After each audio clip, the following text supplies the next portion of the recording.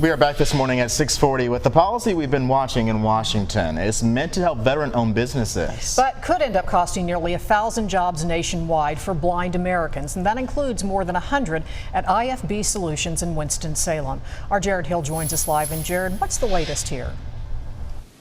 You know, Kim and Devontae, the folks at IFB Solutions and really all these organizations don't think that this was done on purpose, but still, the folks with the nonprofit were here in D.C. last week trying to save these jobs.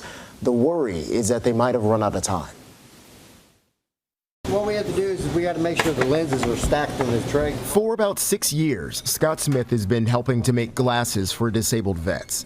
It's a job that hits close to home because not only is he a veteran, Scott is also blind. There's no places really out there in the public sector that provide jobs for the visually impaired or blind. Data shows about 70% of blind adults don't have a full-time job, and the folks with the National Industries for the Blind are worried that soon, nearly 800 blind people across the country are going to lose theirs because of a policy designed to give veteran-owned businesses a leg up. The law and the way it was interpreted basically pits veterans against people with disabilities, and many of them are veterans. Recently, a court ruled in favor of what's called the Rule of Two under the Veterans Benefit Act.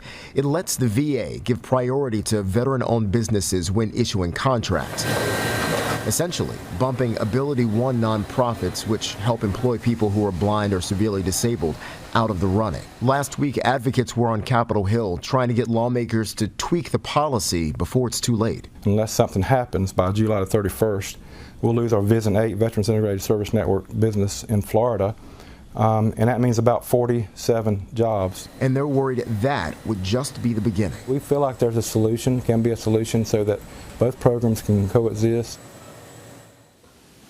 So here's the thing, with Congress out until the beginning of September, it's thought that there wouldn't be enough time to have a legislative fix to save these jobs. But still, about 30 or so lawmakers from both sides of the aisle have signed a letter that's intended to clear up the intention of this policy, also asking the VA to put a hold on any of these contracts that would be terminated. Now, I've reached out to the VA. We're still waiting to hear back from them, but there are a lot of folks that are hoping that something can happen pretty soon.